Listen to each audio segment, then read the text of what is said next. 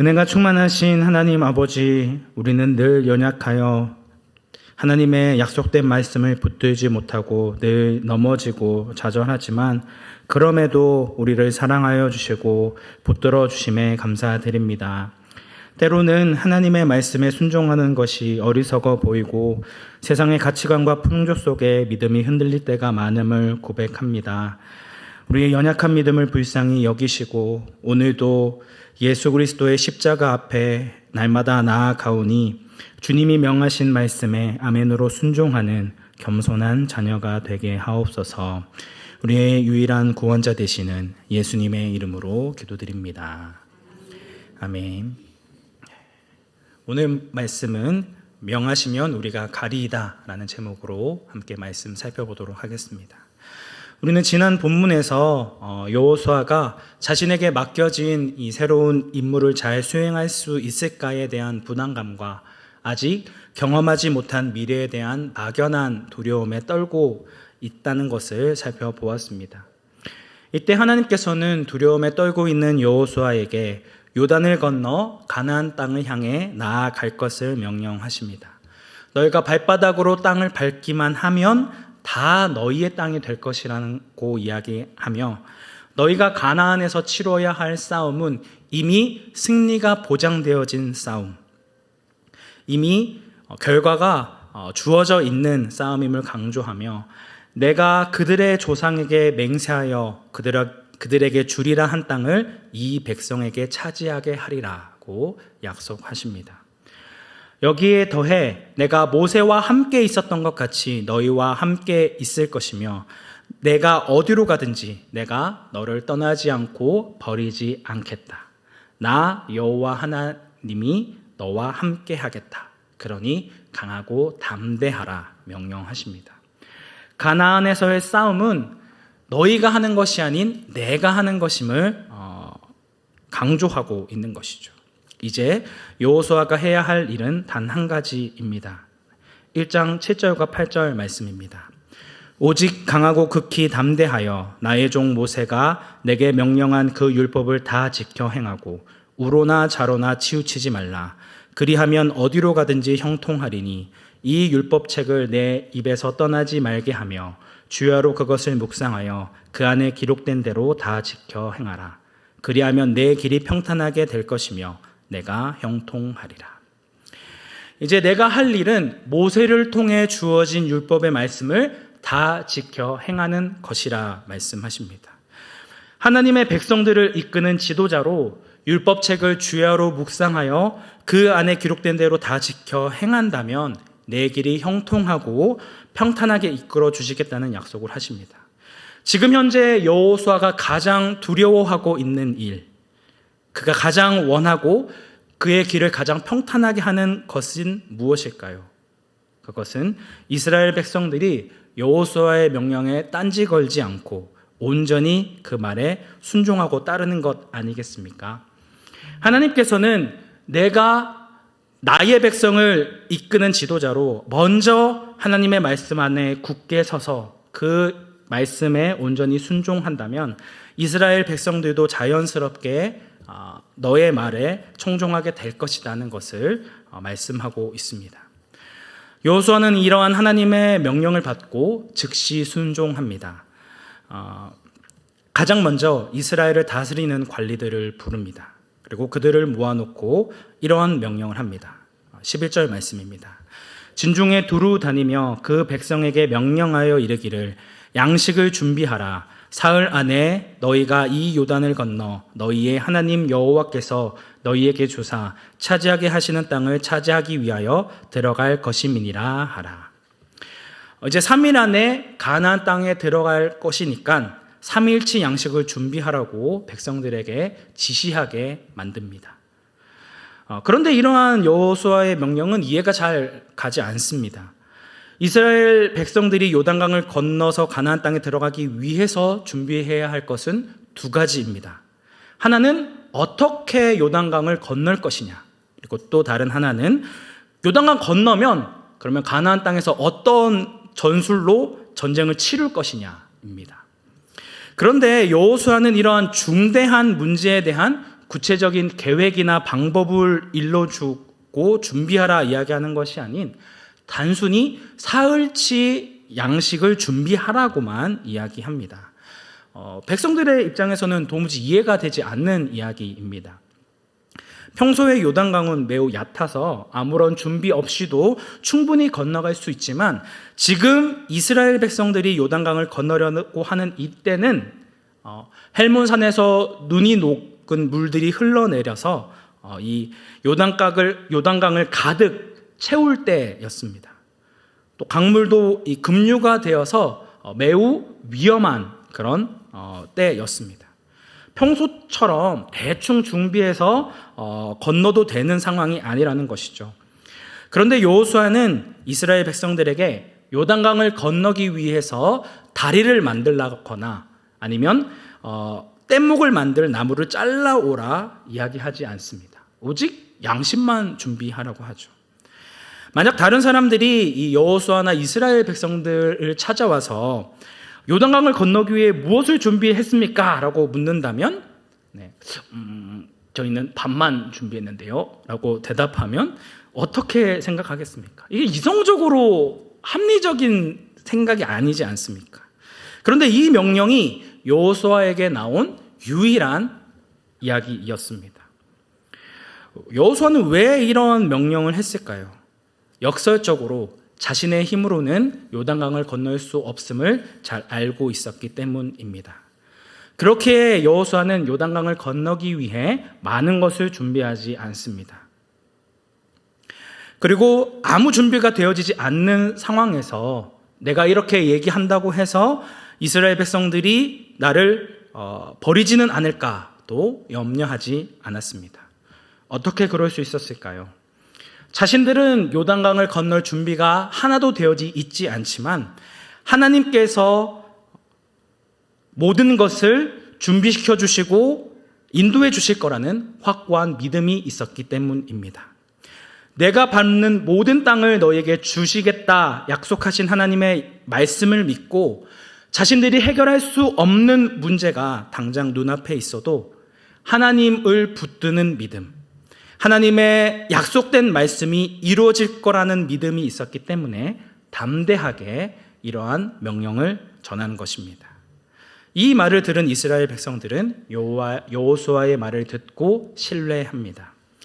이어지는 12절 말씀에서 여호수아는 루벤 지파와 갓 지파 그리고 므낫세 반 지파만 따로 불러 이야기합니다. 이스라엘 민족은 총 몇 지파죠? 네, 12지파입니다. 그런데 특별히 왜 이 세 지파만 따로 불러 이야기를 나누었을까요? 13절 말씀입니다. 여호와의 종 모세가 너희에게 명령하여 이르기를 너희의 하나님 여호와께서 너희에게 안식을 주시며 이 땅을 너희에게 주시리라 하였나니 너희는 그 말을 기억하라. 여호수아는 모세가 너희에게 했던 그 명령을 기억하라 라고 이야기하고 있습니다. 어떠한 명령을 했길래 그걸 기억하라고 말씀하고 있을까요? 모세가 죽기 이전에 루벤 지파와 갓 지파가 모세를 찾아옵니다. 그리고 자신들은 가나안 동쪽 땅을 차지하고 요단강을 건너가지 않을 거라 이야기합니다.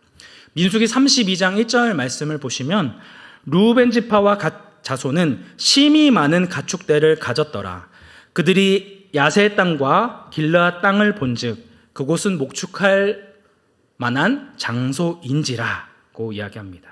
그래서 그들은 5절 말씀에서 우리가 만일 당신에게 은혜를 입었으면 이 땅을 당신의 종들에게 그들의 소유로 주시고 우리에게 요단강을 건너지 않게 하소서라고 요청을 합니다. 그런데 이러한 일은 히브리 민족에게 아주 심각한 사건이었습니다. 지금 12지파가 연합하여서 가나안 땅에 들어가려고 해도 한 마음으로 모아도 지금 시원찮은 형편 가운데서 두 지파는 자신들은 요단강을 건너지 않겠다라고 이야기를 한 것입니다. 여기에 므낫세 반지파도 합세를 하죠. 지금 이들의 관심은 어디에 있습니까? 자신들이 기르고 있는 가축대들을 잘 보살필 수 있는 최적의 장소, 바로 여기다. 그럼 우리는 가나안 땅 굳이 안 들어가도 된다. 우리 이 땅 다오. 우리는 그냥 안 들어갈게. 약속 별로 중요하지 않아. 라는 것을 지금 선포하고 있는 것입니다. 하나님의 약속의 말씀에 관심이 있는 것이 아니라 이 땅의 것들에 관심을 가지고 있습니다. 이에 모세는 크게 노하여 그들을 책망합니다. 6절 7절 말씀입니다. 너희 형제들은 싸우러 가거늘 너희는 여기 앉아 있고자 하느냐? 너희가 어찌하여 이스라엘 자손에게 낙심하게 하여서 여호와께서 그들에게 주신 땅으로 건너갈 수 없게 하려 하느냐? 매우 화가 나죠. 하지만 모세는 이들에게 절충안을 내놓습니다.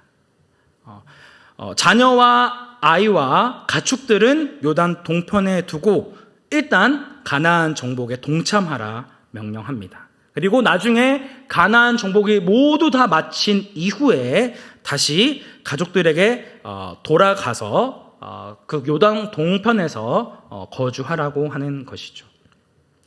29절 말씀입니다. 갓 자손과 루벤 자손이 만일 각각 무장하고 너희와 함께 요단을 건너가서 여호와 앞에서 싸워서 너희 앞에 항복하기로 이르면 길앗 땅을 그들의 소유로 줄 것이니라. 이에 이 세 지파는 모세의 명에 순종하여 가나안 땅 정복에 동참하고 그 이후에 요단 동편으로 돌아올 것을 약속합니다. 그런데 이 약속은 누구와 맺은 언약이라고요? 모세와 맺은 언약입니다. 여호수아 본인이 아닌 전임자와 맺은 약속이죠.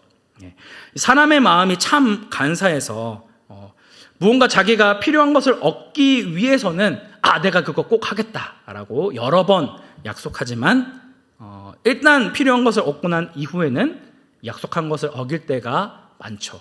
화장실 들어갈 때와 나올 때의 모습이 다른 것처럼 말이죠. 이들은 이미 자신들이 거주할 땅을 확보해 놓은 상태였습니다. 자칫하면 우리는 굳이 가나안 땅에 들어가지 않겠다. 바로 얼마 전에 일들과 같이 딱 잡아 뗄 수도 있는 상황이었습니다. 그러니 여호수아는 이들을 불러 처음 모세와 약속했던 것을 이행할 것을 명령하고 있는 것이죠. 우리 14절과 15절 말씀 함께 합독하도록 하겠습니다.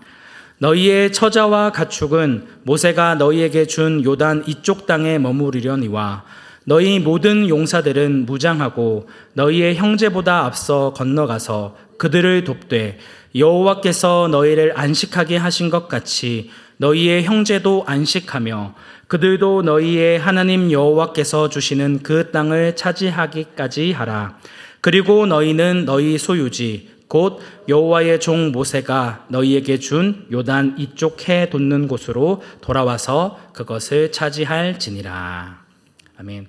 앞서 모세와 약속했던 그 내용을 그대로 강조하고 있습니다. 여호와께서 너희에게 안식을 허락해 주신 것처럼 너희의 형제들도 안식할 수 있도록 여호와 하나님께서 주시는 그 땅을 차지할 수 있도록 도와달라. 너희 모든 용사들은 무장하고 형제들보다 앞서 건너가서 함께 가나안 족속들과 싸워달라는 명령을 하고 있습니다. 사실 이 말씀은 명령형으로 쓰여져 있긴 하지만 사실은 간곡한 부탁이라 할 수 있습니다. 형제된 우리를 외면하지 말고 도와다오. 함께 힘을 합쳐 하나님께서 우리에게 약속하신 그 땅을 차지할 수 있도록 해다오라고 부탁하고 있는 것이죠. 여호수아는 모세의 약속 그을 지켜달라고 간절히 도움을 요청하고 있습니다. 이에 이 세 지파는 기꺼이 그렇게 하겠다라고 이야기합니다. 이 세 지파의 반응이 16절에 나와 있습니다. 그들이 여호수아에게 대답하여 이르되 당신이 우리에게 명령하신 것은 우리가 다 행할 것이요 당신이 우리를 보내신 곳에는 우리가 가리이다. 당신이 우리에게 명령한 대로 다 행할 것 것이다라고 약속합니다. 얼마 전까지만 해도 오로지 이 땅에서의 부유함과 평안함, 그리고 자신의 안정감을 쫓으며 이기적이고 자기중심적인 생각을 했던 그들이 갑자기 자기들만을 생각하지 않고 형제들과 함께 하마터면 죽을지도 모르는 전쟁에 동참하겠다고 앞장서고 있더라는 것입니다. 하나님의 도우심이 아니라면, 하나님의 은혜가 아니면 도저히 일어날 수 없는 일이 일어나게 된 것입니다. 뿐만 아니라 그들은 여호수아를 격려하고 축복합니다. 우리 17절과 18절 말씀 함께 합독하도록 하겠습니다. 우리는 범사에 모세에게 순종한 것 같이 당신에게 순종하려니와 오직 당신의 하나님 여호와께서 모세와 함께 계시던 것 같이 당신과 함께 계시기를 원하나이다. 누구든지 당신의 명령을 거역하며 당신의 말씀을 순종하지 아니하는 자는 죽임을 당하리니 오직 강하고 담대하소서. 모세의 뒤를 이어 엄청난 사명을 받은 여호수아에게 가장 큰 것은 바로 두려움이라고 했습니다. 그런데 이들은 여호수아에게 순종하며 헌신할 것을 다짐하고 강하고 담대하소서라고 이야기하고 있습니다. 이 의미는 무엇입니까? 염려하지 마십시오. 두려워하지 마십시오. 우리가 당신의 명령대로 하겠습니다. 당신이 가라면 가고 당신이 오라면 오겠습니다. 어디서 무엇을 하든지 시키는 대로 하겠습니다. 라고 절대적인 순종을 약속하고 있는 것입니다. 정말 대단한 헌신과 결단이 아닐 수 없습니다. 이 이야기는 이 세 지파의 사람들이 한 이야기이지만 사실 하나님께서 다시 한번 여호수아에게 주시는 약속의 말씀이라 할 수 있습니다. 너희의 준비 상황이나 모습과는 상관없이 내가 약속한 가나안 정복을 이룰 테니 그 약속된 말씀만 붙들고 좌로나 우로나 치우치지 말고 오직 언제나 함께 하겠다는 그 말씀을 붙들고 나아가라는 다시 한번 확신의 말씀을 허락해 주신 것입니다. 이처럼 자신의 목숨을 걸고 형제들과 함께 싸운 세 지파, 루벤 지파와 갓 지파와 므낫세 반 지파의 마지막은 어떠했을까요?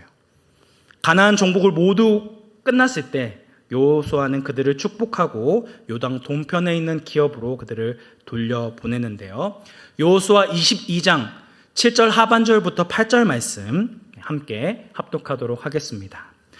여호수아가 그들을 그들의 장막으로 돌려보낼 때에 그들에게 축복하고 말하여 이르되 너희는 많은 재산과 심이 많은 가축과 은과 금과 구리와 새와 심이 많은 의복을 가지고 너희의 장막으로 돌아가서 너희의 원수들에게서 탈취한 것을 너희의 형제들과 나눌지니라 하매. 그들의 헌신의 결과는 축복이었습니다. 그들이 헌신하지 않았다면 이토록 많은 재산과 가축, 그러니까 은과 금과 많은 의복들을 가족들과 함께 나눌 수 없었을 것입니다. 그들에게 주어진 보상은 물질적인 것만이 아니었죠. 다른 지파와 함께 가나안과 맞서 싸웠다라는 그 성취감, 하나님이 하시는 사역에 자신들도 동참했다라는 그런 비교할 수 없는 자부심이 주어지게 된 것입니다. 여호수아 1장에서 강조하고 있는 것은 이처럼 이스라엘 백성들이 하나가 되어 함께 싸우는 것입니다. 약속하신 가나안 땅을 가나안으로 들어갈 것을 앞선 그들에게 필요한 것은 달이나 뗏목이 아닌, 전쟁 기술이나 방법이 아닌 서로 하나 된 마음, 형제들과 함께 한 마음과 한 뜻을 가지고 가나안과 맞서 싸우는 마음을 가지는 것이었습니다. 이를 위해 1장 말씀에서는 모든 이라는 단어가 반복해서 나오고 있습니다. 우리 개역 개정에서는 많이 반복되어지지는 않는데 원어에서 보면 2절, 3절, 4절, 5절, 7절, 9절, 8절, 14절, 16절, 17절, 18절 무려 12번이나 이 모든이라는 단어가 반복하고 있습니다. 이스라엘의 모든 백성들이 한 마음과 한 뜻이 되어서 가나안과 맞서 싸워야 할 것을 강조하고 있는 것입니다. 무엇으로 하나가 되어야 하나요?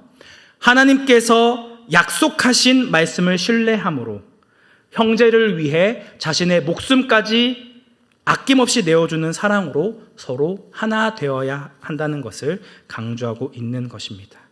이제 전쟁을 시작하고 가나안과의 전쟁을 싸워야 하는 그 단계에서 형제 사랑과 우리가 한 몸 된 공동체로 부름받았다는 것은 너무나도 중요했다는 것입니다. 하나님께서는 이처럼 형제 사랑을 정말로 기뻐하시고 그 사랑을 실천한 자들에게 놀라운 복을 예비하십니다. 시편 133편 1절부터 3절까지 말씀입니다. 보라, 형제가 연합하여 동거함이 어찌 그리 선하고 아름다운고, 머리에 있는 보배로운 기름이 수염 곧 아론의 수염에 흘러서 그의 옷깃까지 내림 같고, 헐몬의 이슬이 시온의 산들에 내림 같도다. 거기서 여호와께서 복을 명령하셨나니 곧 영생이로다. 하나님께서는 형제가 함께 연합하고 서로를 섬기고 서로를 붙드는 것을 선하고 아름다운 일이라, 복된 일이라 명령하고 계십니다. 그리고 이러한 형제 사랑 위에 부어진 기름은 성령의 기름입니다. 성령께서 친히 그들 가운데 거하시고 성령에 충만한 것으로 그들에게 은혜를 부어주십니다.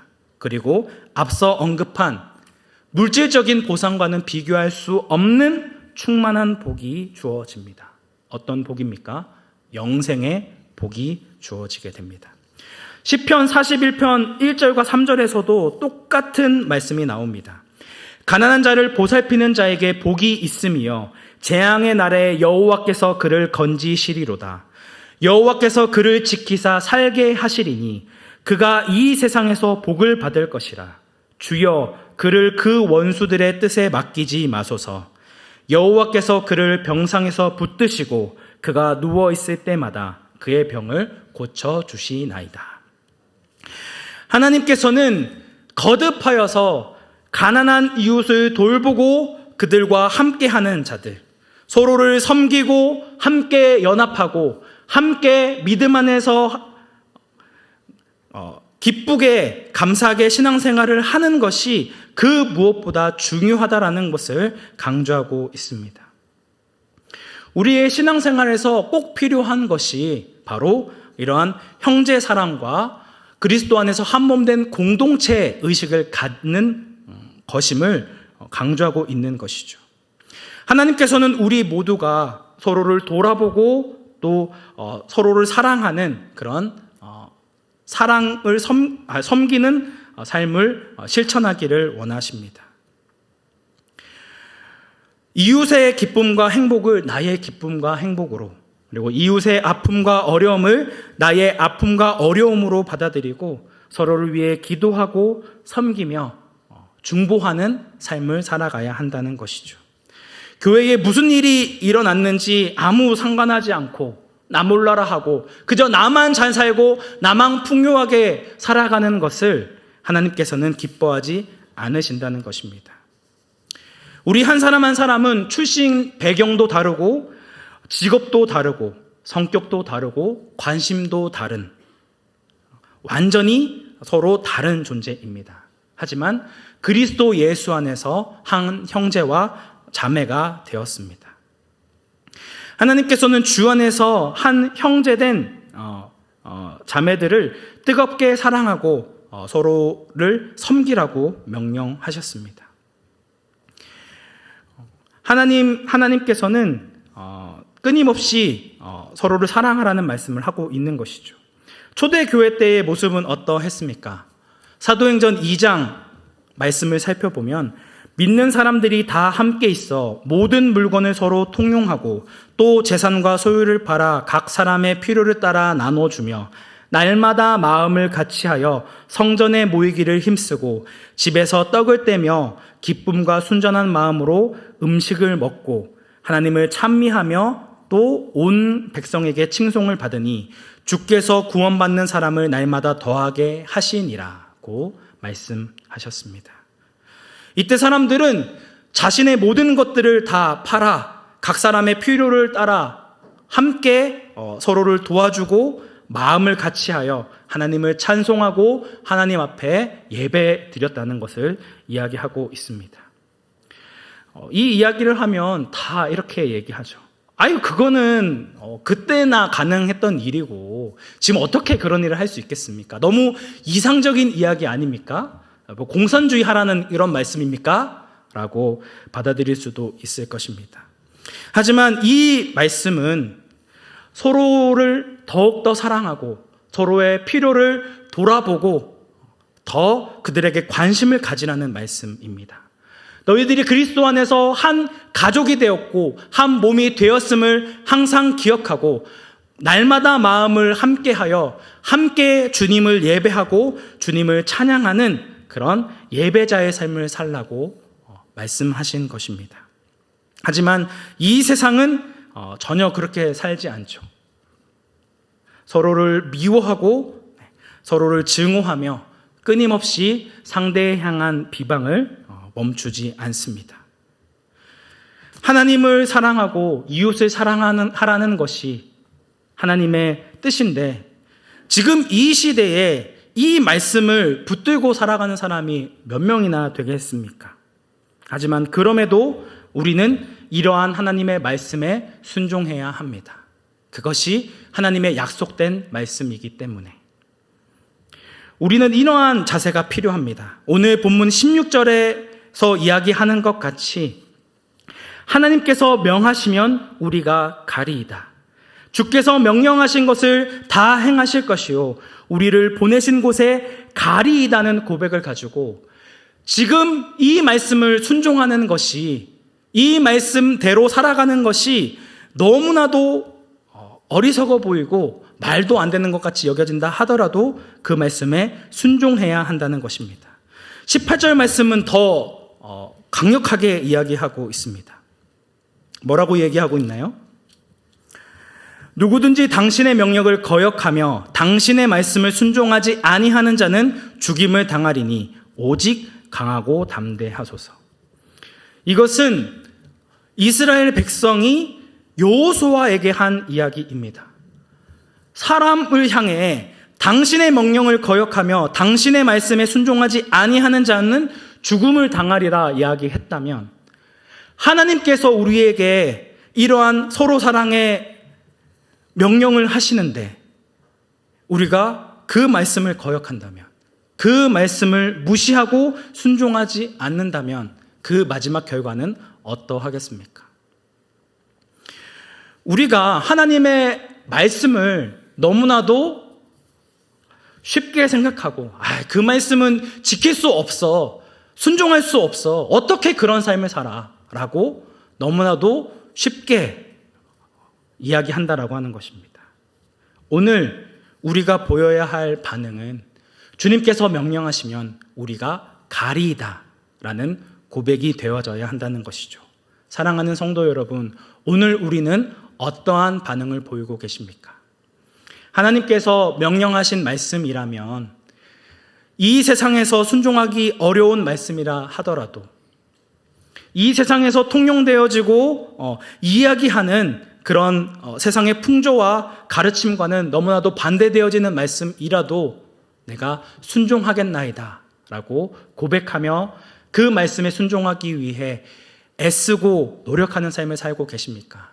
아니면 패배감에 사로잡혀 하나님의 말씀을 순종하는 일은 너무 어렵고 힘든 일이야, 그건 이 시대에 맞지 않는 일이야 라고 스스로를 위로하며 하나님의 말씀을 거절하는 삶을 살고 계십니까?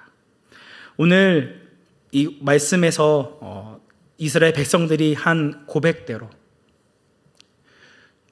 당신이 명하시면 행하리이다 라는 그 고백으로 충만하여 서로를 사랑하고 서로의 필요를 채워주며 함께 믿음 안에서 세워져 나가는 거룩한 온사랑교회 공동체가 되어지기를 주님의 이름으로 축복합니다.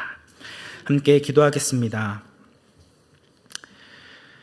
은혜가 충만하신 하나님 아버지, 주님께서 우리에게 허락하여 주신 이 말씀, 약속된 말씀을 붙들고 살아가야 함에도 얼마나 많은 핑계와 믿음 없음으로 하나님의 말씀을 무시하고 하나님의 말씀을 멸시하는 삶을 살아가고 있는지 다시금 우리의 삶을 돌아보기 원합니다.